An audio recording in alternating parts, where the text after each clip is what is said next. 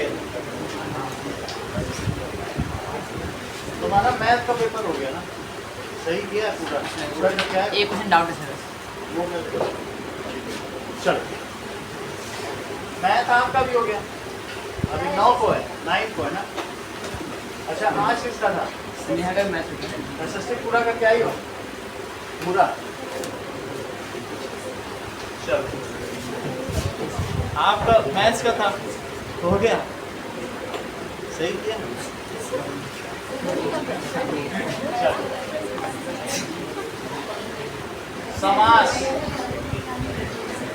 समस्त पद इति समासः, यानी समास का क्या मतलब है? दो या दो से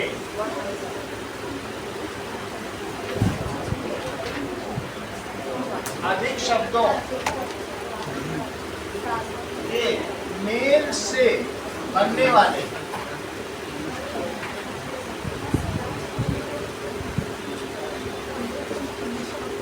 नए शब्द को समास है। नया शब्द जो बनता है वो समास है। शब्द को समास है।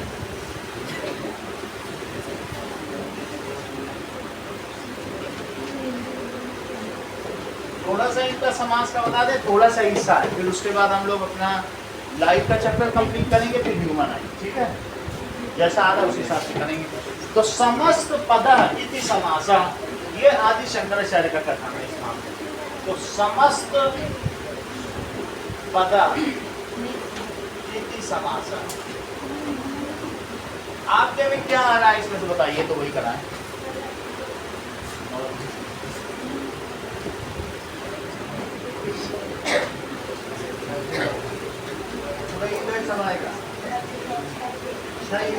ठीक है, चलो अब एक एक करके हम समझते हैं।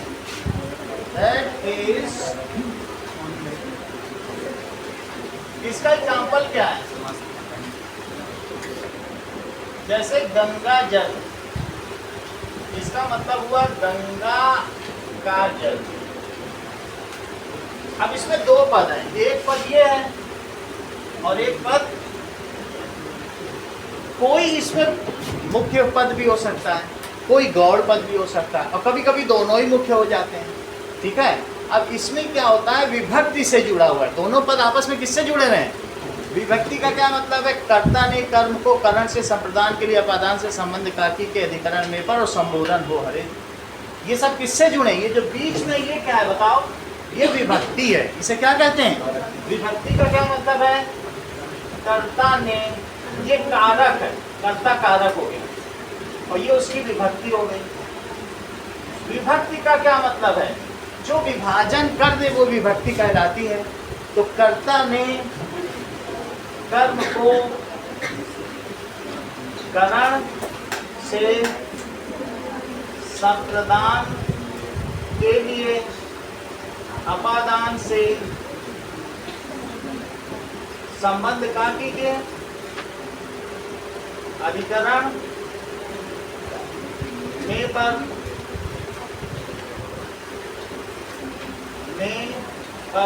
अभी संबोधन है। और जैसे कर्ता कार्य का क्या मतलब है?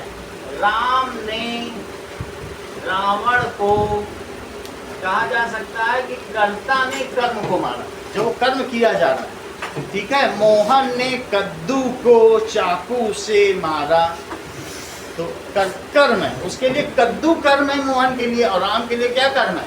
रावण। तो राम ने रावण को इससे, ठीक है, किसी चीज से, जिस चीज से मारा जाएगा, धनुष से या किसी चीज से मारा, ठीक है? संप्रदान के लिए, सीता के लिए लंका में मारा।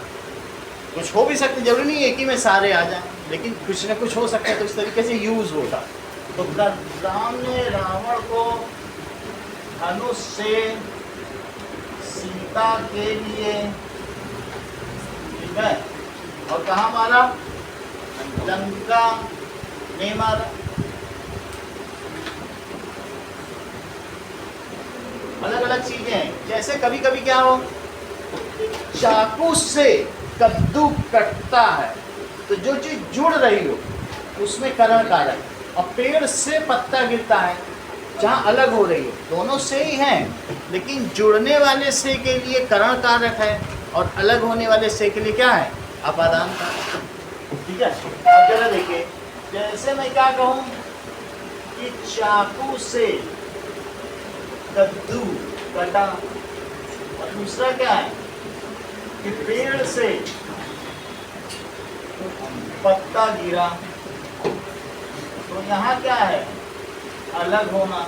जब भी अलग होगा, वृक्षात् पत्राणि पतन्ति, वृक्ष से वृक्षा, तो पंचमी विभक्ति है, पत्राणि पत्रम पत्रे पत्राणि, तो यहाँ पर क्या हो गया, बहुवचन, पत्राणि पतन्ति गिर गए, सही है कि नहीं, तो इस तरीके से। और ये जैसे यहाँ पर किसी चीज है कि तीरेण, तीर से मारा, तो जुड़ जाएगा, तीर लग जाएगा सीधे में, तो तृतीया विभक्ति एक वचन, तीरेण।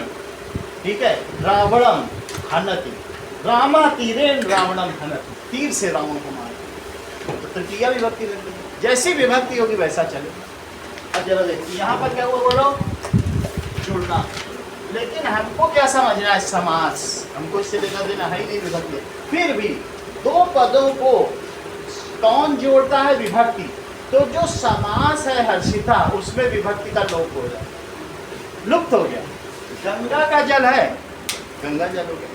तो समास में दो पद जब जुड़ते हैं तो विभक्ति का लोप हो जाता है। माता पिता, कई बार क्या हो जाता है, कंजंक्शन का लोप हो जाता है, जो योजक शब्द का, विभक्ति का भी लोप होता है, कभी कभी योजक शब्द का भी लोप होता है। वहाँ तो विभक्ति नहीं ना, माता और पिता में क्या विभक्ति है, कभी कभी निपात का लोप हो जाएगा। तो हम सब चीजें देखेंगे, एक एक समास में किस किस चीज का लोप हो रहा है। दूसरा चीज क्या बताओ, यहाँ पर ये क्या है, विभक्ति, तो विभक्ति का लोप हो गया। और ऐसा हो सकता है, गंगा जल में मुख्य चीज क्या है, उसने गंगा जल से प्यास बुझाई। मुख्य चीज है, गंगा ना भी बोला होता, जल भी बोला होता तो काम चल जाता। जल मुख्य पद है और गंगा गौड़ पद है। जो मुख्य नहीं है तो उसे क्या कहेंगे, सब्सिडियरी। वो वर्ड कैसा है, और प्राइम कौन सा है, जल। जल ना होता तो प्यास ना बुझ पाती। तो ये कौन सा पद हुआ बताओ, मुख्य पद है। कैसा है, मुख्य पद। और ये कैसा है, गौड़ पद। इतनी बात समझ में आई। अब हमारे पास कुछ समास हैं, जिसमें पहला समास कौन सा है स्नेहा, अव्ययी भाव समास।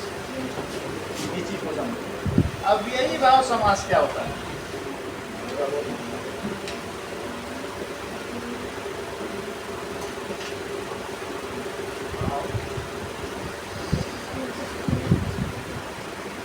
चलिए, तो पहली बात आ रही है, अव्ययी भाव समास देते हैं। चलिए,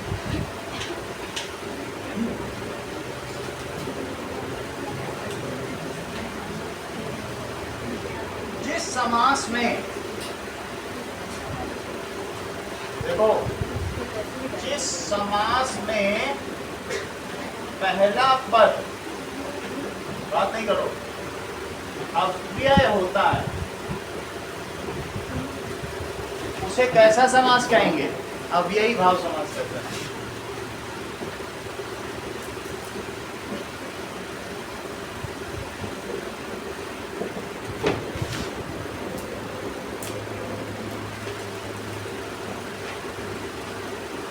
अव्यय का मतलब समझो, अव्यय का मतलब है, अव्यय वे शब्द होते हैं जो अविकारी होते हैं। अव्यय का क्या मतलब है, जैसे राम धीरे धीरे चलता है, सीता धीरे धीरे चली, मोहन, या वे सब धीरे धीरे चलेंगे। हर चीज बदल रही है, चलता है, चलेंगे, चली, चलेगी, चल चुकी है, लेकिन धीरे धीरे में परिवर्तन ही नहीं आ रहा है। इस पुल्लिंग से स्त्रीलिंग कर लिया, बहुवचन भी कर लिया ना, ये धीरे धीरे धीराओं, धीराओं भी नहीं हुआ कि सीता धीराओं, धीराओं, धीरियां, धीरियां भी नहीं हो रहा है। धीरे धीरे धीरे धीरे लिंग के परिवर्तन से, काल के परिवर्तन से, वचन के परिवर्तन से भी कोई परिवर्तन नहीं होता है। तो जिनमें विकार न उत्पन्न हो उसे क्या कहते हैं? अविकारी शब्द। तो अव्यय अविकारी शब्द है। प्रति व्यक्ति, प्रतिदिन, प्रति में बदलाव नहीं होता। प्रति क्या बदलता है? व्यक्ति में लगा दो, किसी में लगा दो। तो यहाँ पर जो भी चीज है प्रतिदिन, अव्ययी भाव समास है। जिसमें विकार न पुत्र, जैसे भगवान को क्या कहते हैं? हे अविकारी, हे परमेश्वर। जब बात रोज भक्ति के गीत गाते हैं अविकारी कहते हैं कि संसार में बदलाव हो रहा है लेकिन फिर भी भगवान जैसे हैं अपरिवर्तनशील। जब उनमें कोई बदलाव होता है वो वैसे के वैसे हैं, हम सब बदल जाते हैं। तो जिनमें विकार ना हो उन्हें अव्ययी, भगवान को अव्ययी भी कहा गया है, अविकारी भी कहा गया है। सही है। तो इसलिए अव्ययी किन्हें कहते हैं या अविकारी किन्हें कहते हैं? जिनमें काल, लिंग, समय के से परिवर्तन होने पर भी परिवर्तन ना होने क्या कहते हैं? अविकारी शब्द कहते हैं। तो प्रति क्या है बताइए? अव्ययी। वो किसी में भी लग जाए, प्रति व्यक्ति, प्रति व्यक्ति, प्रतिदिन, ठीक है, ऐसे हम देखेंगे। तो जिन शब्दों में, ठीक है, काल, लिंग, वचन के परिवर्तन से कोई परिवर्तन नहीं आता उसे क्या कहेंगे?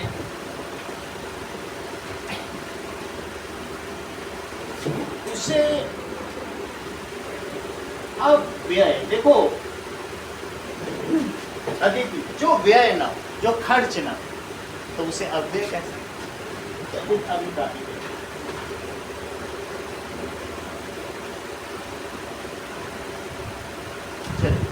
अब इस चीज को देखें, जैसे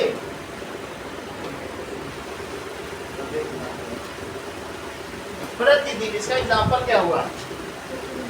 पहला पद अव्यय होगा। देखो प्रतिदिन, ठीक है, यथाशक्ति, यथा नहीं बदलेगा, यथाशक्ति, प्रतिदिन, प्रति व्यक्ति, ऐसे कुछ लगाया जा सकता है। इसी तरीके से ये सभी अव्यय भाव समास है। और इसके एग्जाम्पल देख रहे हैं, जैसे कि हर पेट, हर पेट हो गया, ठीक है, प्रतिवर्ष, प्रतिवर्ष होगा तो प्रति नहीं बदल रहा है, इस तरीके से, ठीक है। इसके अलावा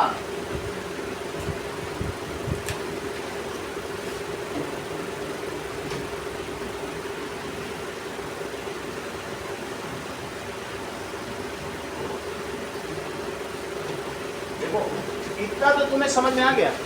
इसके अलावा इन्होंने कहा है कि गांव गांव भी अव्ययी भाव समास है। इसका मतलब है प्रति गांव, धीरे धीरे, अति धीरे है समास ही, लेकिन उसको दो तरीके से बोल सकते हैं, अति धीरे, धीरे धीरे, प्रति गांव, गांव गांव। तो ऐसे भी आ जाए, माता पिता अलग चीज है, माता पिता में दो अलग अलग पद हैं और दोनों अन्य पद हैं, सेम नहीं है ना, लेकिन ऐसे धीरे धीरे बोल दिया, गांव गांव, वहाँ वर्ष वर्ष मेला लगता है, यानी प्रति वर्ष मेला लगता है। समझ में आए कि नहीं? वो दिन दिन खाता रहता है, यानी प्रतिदिन खाता रहता है। तो ऐसे भी कहा जा सकता है। अव्ययी भाव समास को अगर तुम तोड़ोगी तो फिर इस तरीके से भी कहा होगा, ठीक है कि नहीं? तो इसलिए इसके और भी क्या एग्जाम्पल है? धीरे धीरे भी हो सकता है, अति धीरे। तो अति यहाँ पर क्या हो गया? अव्यय हो गया। प्रतिवर्ष, हर भी हो सकता है, क्योंकि हर भी एक अव्यय है, हर बदलेगा नहीं, हर क्या बदल जाएगा? जो न बदले वो हर कई चीजों में लगता है। तो जो कई चीजों में लग जाए तो उन चीज को क्या कहते हैं? आजन्म, आजन्म, कई आ भी अव्यय। तो इस तरीके से तुम क्या कह सकते हो? आजन्म, धीरे धीरे। अगला देखो, ये तो पहला समास हो गया। अगला समास इनके में कौन सा दिया है? दूसरा दिया है तत्पुरुष समास। ना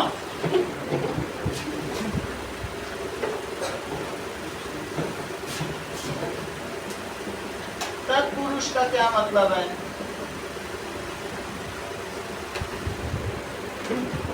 ओके, तत्पुरुष समास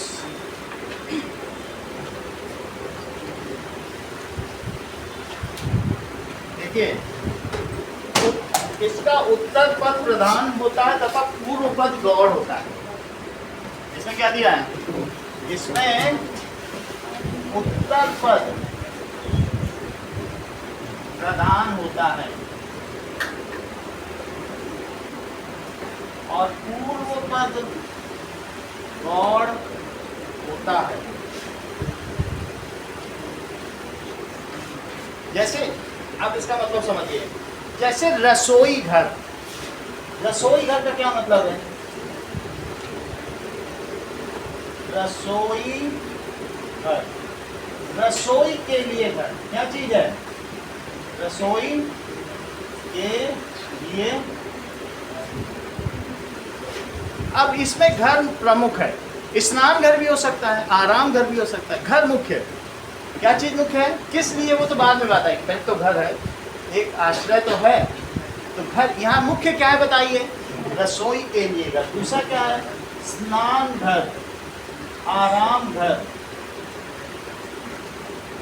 तो यहाँ क्या है? स्नान के लिए घर, आराम के लिए घर। अब देखो, रसोई का घर नहीं, रसोई के लिए घर, ये जो है तत्पुरुष समास 6 तरीके के होते हैं। ये कौन सा है बताओ? संप्रदान के लिए। तो ये संप्रदान कारक तत्पुरुष समास। तत्पुरुष समास के 6 वे कौन कौन सा? तो इसमें कारक का विलोप होता है। आप ये देखो, कारक था और ये विभक्ति, विभक्ति का लोप हुआ है कि नहीं? इसमें जो कारक है उसके साथ जो विभक्ति है उसका लोप हो जाता है, वो हमें पहचाननी होती है। तो अब जैसे रसोई के लिए घर, तो इसमें कौन सा आ गया बताइए? संप्रदान कारक तत्पुरुष समास। सही।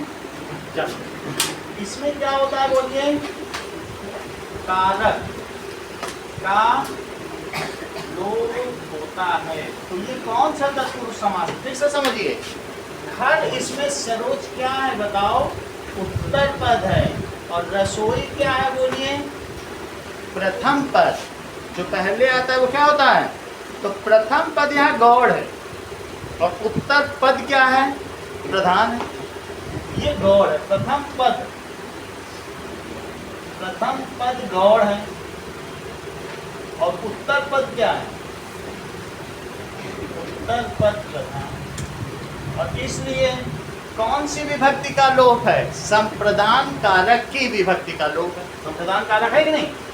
तो संप्रदान कारक की विभक्ति छिप गई है, इसलिए ये संप्रदान कारक तत्पुरुष समास हुआ। तो देखो, संप्रदान कारक की विभक्ति का लोप है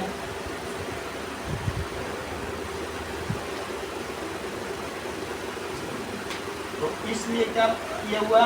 संप्रदान कारक तत्पुरुष समास। अब आप लोगों को बताना है कि कौन सी विभक्ति का लोप है, मैं बताता जाऊंगा, आप सिर्फ पहचान के बता दीजिएगा हमको कि कौन सा तत्पुरुष है ये ना। तो सुनील देवासी, अकाल पीड़ित। आप इसमें ये बताइए कि कौन सा पद? पहले तो प्रधान, यही बताओ। ये तो पता चले पहले कि तत्पुरुष है, क्योंकि अभी तो हमें अव्ययी और तत्पुरुष इन समय सेग्रीगेट करना है।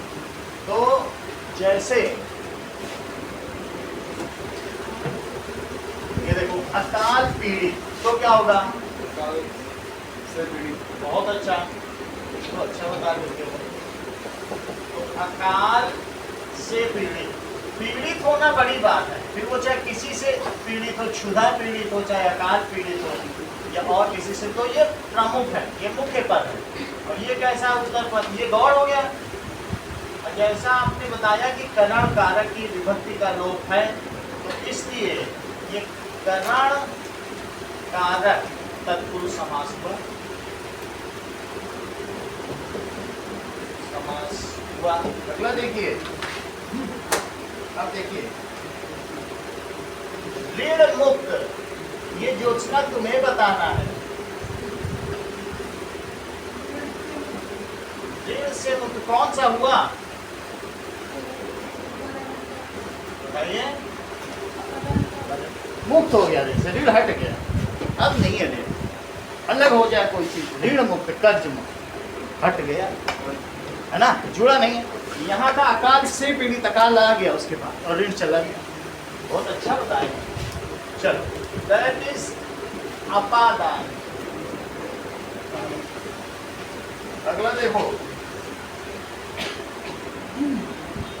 ठीक है, यश प्राप्त सरोज,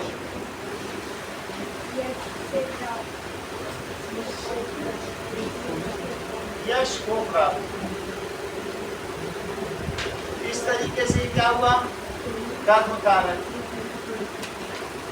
कर्म कारक हो गया।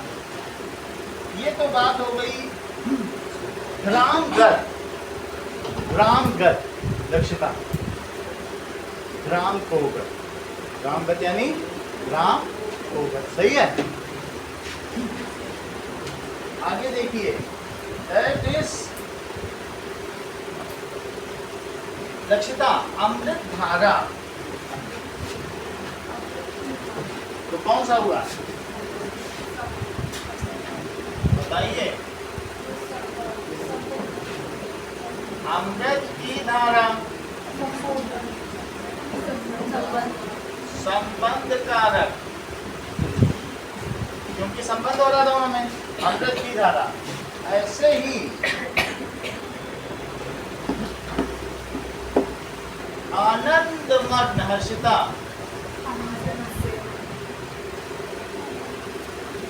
आयुषी आनंद मग्न, आनंद में मग्न, आनंद मग्न का क्या मतलब है, आनंद में मग्न तो क्या हुआ,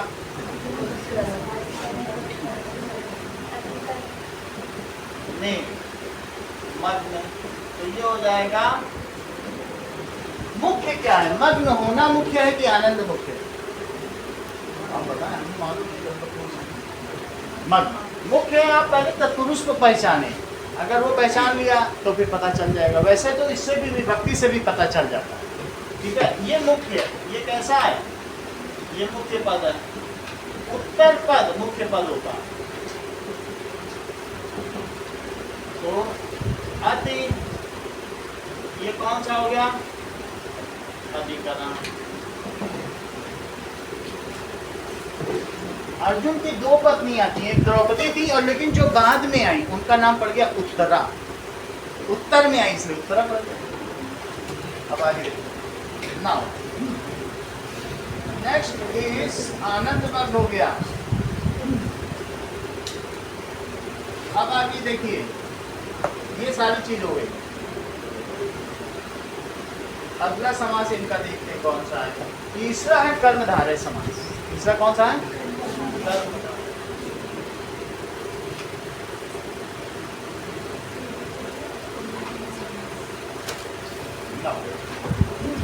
कर्मधारय समास में पहला पद विशेषण होता है और दूसरा विशेष्य होता है। इसमें पहला पद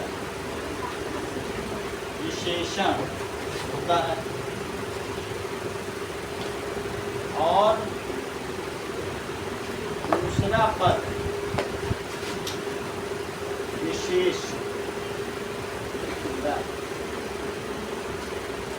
मतलब क्या हुआ, जैसे कि का पुरुष, इसका मतलब है विशेष्य का मतलब है जिसकी विशेषता बताई जाए, और विशेषण का मतलब है एडजेक्टिव, जो विशेषता बताई जाए, ठीक है कि नहीं। तो पहला पद विशेषण और दूसरा जैसा उपमा अलंकार में होता है, ठीक है, कि हे खगमृग हे मधुकर श्रेणी, तुम देखी सीता मृगनयनी, क्या तुमने हिरनी जैसी आंखों वाली सीता को देखा है। तो अब यहाँ जो सीता है उनकी उपमा की जा रही है, किससे उपमा की जा रही है, हिरनी जैसी, हिरनी क्या। तो जैसे उपमा अलंकार है उसी तरीके से यहाँ कर्मधारय समास, उनको जोड़ के बना दिया गया। उसके बीच में जो कारक है, योजक शब्द है, उन सबका लोप कर दिया जाता है। तो यहाँ पर क्या है, कायर है जो पुरुष, उस पुरुष की विशेषता बताई जाती है। तो कायरता बताई गई कि नहीं, उस पुरुष की विशेषता। अकाल पीड़ित में विशेषता नहीं बताई जाती, वो तो अकाल से पीड़ित है, लेकिन वो पुरुष जो का पुरुष है तो पूत पूत सपूत तो का धन संचय, पूत कपूत तो का धन संचय। अगर तुम्हारा बेटा सुपुत्र है तो क्या करना पैसे का, और कुपुत्र है तो पैसे का क्या करोगे।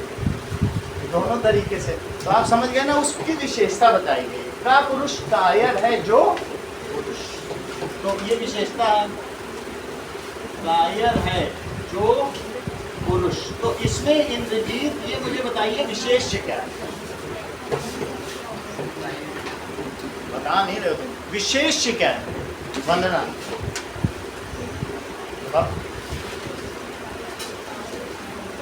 पुरुष विशेष्य है और उसकी जो विशेषता है वो कायरता उसकी विशेषता है। तो दैट मीन्स ये जो होता है विशेष्य, और ये क्या है उसकी विशेषण। तो ऐसे को क्या कहेंगे, कर्मधारय समास। अगली चीज देखिए, अधपका, स्नेहा तिवारी, अधपका का जरा आप इसको इलॉबरेट करें और फिर बताएं इसमें विशेषण विशेष क्या है। अधपका, पकेपन की विशेष, आधा है जो पका, यानी उस पके हुए फल की विशेषता बताई जा रही है, अधपका। ठीक है, आधा है जो पका। अब देखिए अंधकूप, यानी क्या है, अंधकूप क्या होता है, ऐसा कुआं नीचे देखो कुछ भी ना दिखाई दे, डर लग जाए, पानी भी ना दिखाई दे और कुछ भी ना दिखाई दे, तो अंधा है जो कुआं, उस कुएं की विशेषता बताई जा रही है। कैसा कुआं है, अंधा है जो कुआं।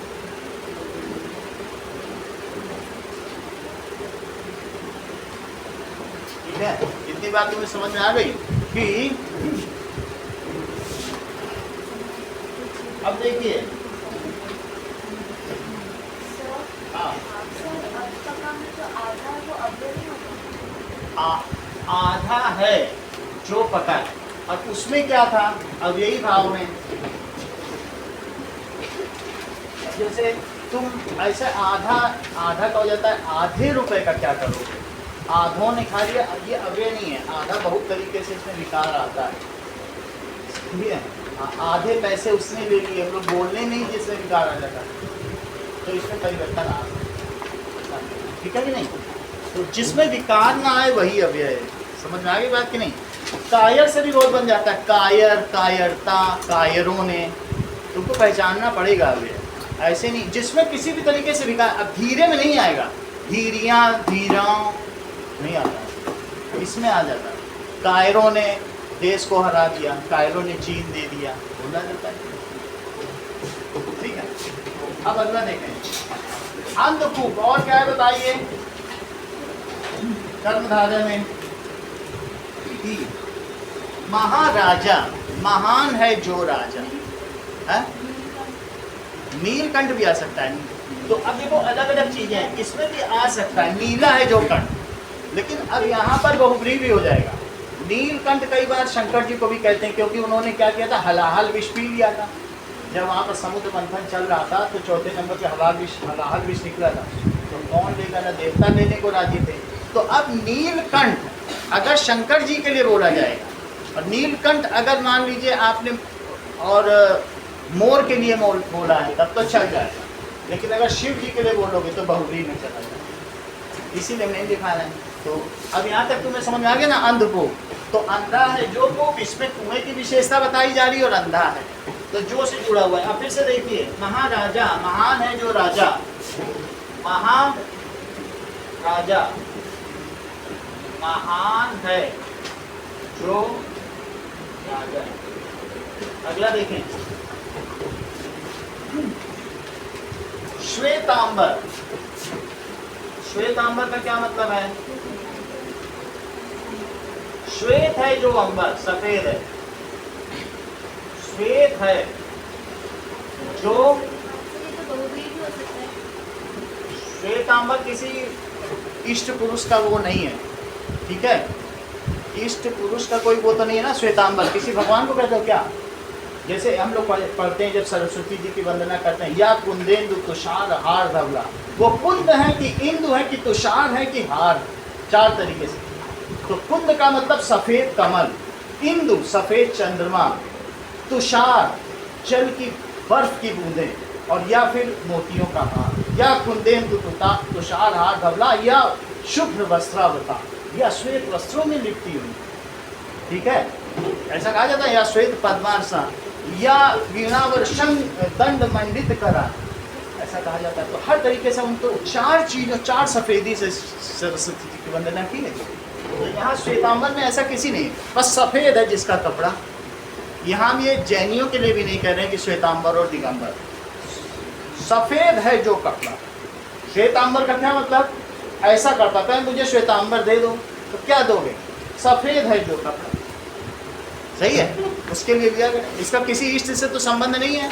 ये तीसरा हो गया। चौथा देखो, कर्म धारय समझ गई हो? चौथा, चौथा कौन सा है? नौ। चौथा है द्विगु समास।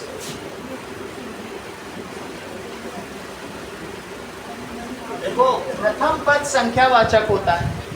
प्रथम पद कैसा होगा, तो दोनों पद हैं, तो इसमें देखो कि इसमें प्रथम पद संख्यावाचक होता है। जैसे त्रिफला, त्रिफला का क्या मतलब, त्रिफला खाते हैं आप लोग, त्रिफला का जूस, त्रिफला से आंखों को भी धोया जाता है। तो त्रिफला, त्रिफला का मतलब है हरड़, बेहड़ा और आंवला। ये हर जगह इसका जूस मिलता है और ज़्यादातर इसका सेवन किया जाता है। आयुर्वेद में घर में कोई ना कोई त्रिफला लेता ही रहता है। ठीक है, तो त्रिफला का क्या मतलब है, तीन फलों का ये जो मिश्रण है, ये अपने आप में ही प्रीमियम है। कौन कौन से, हरड़, बेहड़ा और आंवला। इनके एग्जाम्पल में लिखा है, इसलिए समझा रहा हूं। ठीक है, त्रिफला का क्या मतलब है कि अब जैसे देखो द्विगु समास में चलो,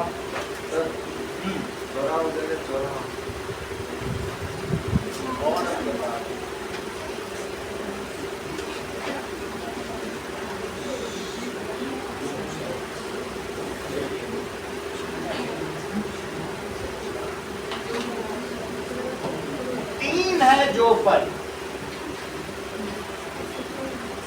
तीन फल कौन से हैं बोलो, हरड़, बेहड़ा और आंवला।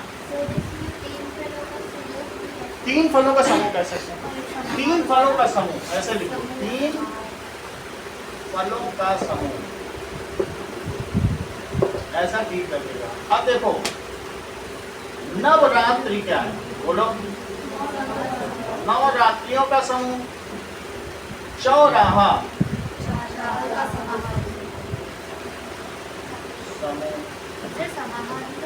समाहार, सही है, समाहार को समूह कहते हैं। और क्या कह सकते हैं, चौराहा, चार रास्तों का समूह।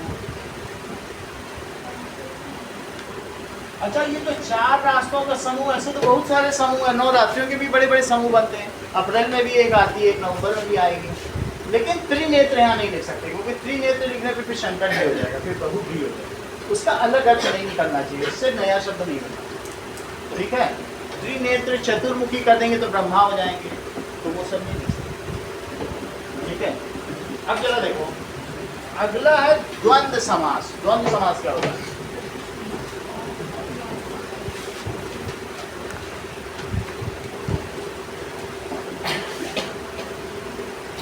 द्वंद्व समास, इसमें दोनों पद प्रधान होते हैं, दोनों पद प्रधान हैं और योजक शब्द और का लोप होता है। दैट इज, इसमें क्या है कि दोनों के बीच में conjunction and is omitted, and का लोप होता है, ओमिशन ऑफ एंड। सही है, तो क्या होता है, योजक शब्द कौन सा है, और का लोप होता है। जैसे कि माता पिता, तो माता और बेटा दिन रात, तो दिन और रात। अमीर गरीब,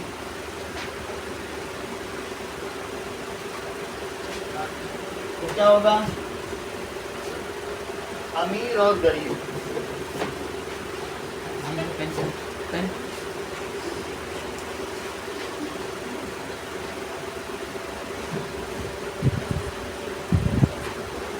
आखिरी है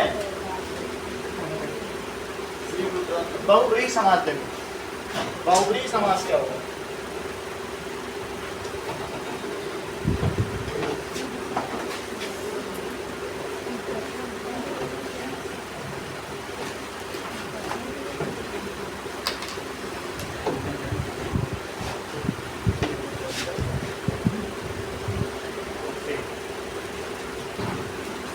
तो ये छठा समास है बहुब्रीहि।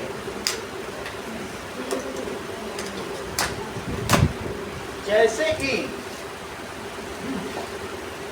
प्रथम और द्वितीय पद मिलकर किसी तीसरे पद की ओर संकेत करते हैं। प्रथम और द्वितीय पद मिलकर किसी तीसरे पद की ओर संकेत करें।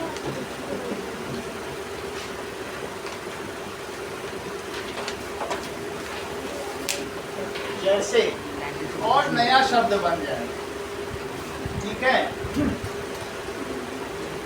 और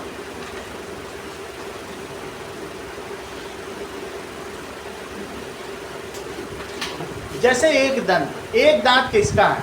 गणेश जी का। एक दंत दयावंत चार भुजाधारी और माथे सिंदूर सोहे मूजे की सवारी, चूहे की सवारी का। एक दंत दयावंत, एक ही दांत था, ठीक है। उनको ऐसे हाथी की सर्जरी की गई जिसका एक दांत भी टूटा हुआ। जब शंकर जी लेने गए तो ऐसा हाथी भी था। तो that is, एक दंत किसे कहा जाता है? जो है एक दांत वाला। वो कौन है? गणेश जी। जो है एक दांत वाला, गणेश जी का नाम आ जाएगा। इसी तरीके से नीलकंठ किसमें आएगा? नीला है जिसका कंठ,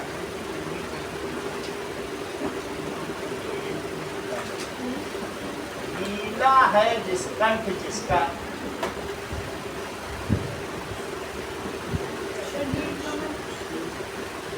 किस भगवान के लिए नीलकमल का? नीलकमल तो उसमें डाल दो। नीला उसमें क्या? नीला उसकी विशेषता बता रहा है, तो कर्मधारय में डालो। नीला है जो कमल, अब उसमें नीला है जो कमल कर्मधारय में। नील कमल से तुम किस भगवान है कि क्या उससे कोई खास चीज बन रही? क्या कुछ भी नहीं बन रहा। नीले कमल से क्या बन जाएगा? क्या तुम कोई भगवान को समझती हो? ये शिव है। ये कौन है? त्रिनेत्र।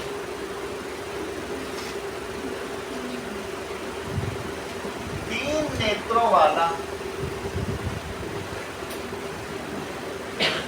उनको भी किसको कहते हैं? शिव। चतुर्भुज विष्णु भगवान को कहते हैं, ठीक है। और बोलो क्या है? बस लिख सकते हो। ये राम को कहेंगे। पीताम्बर भी लिख लो। पीताम्बर। हाँ बोलो। और दशानन। दशानन, ये भी सही है। पीला है वस्त्र जिसका।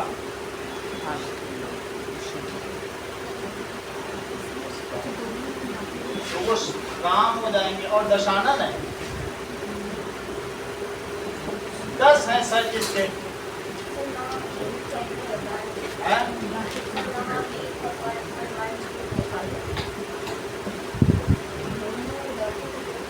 वैसे नहीं आया। वहाँ भी बहुत लोगों को भी ऐसे का ऐसे कोई खास जिसका नाम होगा। अब देख के लिखना, कहीं देख लेना। महावीर, महावीर ऐसे लोगों की जो बहुत होते हैं, महावीर पदक भी दिया जाता है। तो अब ऐसे नहीं कह सकते कि महावीर है तो भी है महावीर। उनको हम लोग विशेषता बताते हैं कि बड़े सुंदर है, महावीर है, ऐसे उनको विशेषता बताइए, ठीक है। कोई खास चीज़ नहीं, बस वीर है तो महावीर कह दिया। चक्रधारी, ये भी सही है। दशानन समझ में आ गया। रावण, जो संपदा शिव राम नहीं दीन दिए दसमात, सोई संपदा विभीषण सकुच दीनी रघुनाथ। शिव ने रावण को 10 सर जब उन्होंने काटे, रावण ने तो पूरा सोने की लंका दी, और राम ने विभीषण को तो संकोच करते हुए। बात समझ में आ गई कि नहीं? सोई संपदा विभीषण सकुच दीनी रघुनाथ। बात समझ आ गई? अब ये इनके हो गए सारे। ठीक, अब साइंस निकालो।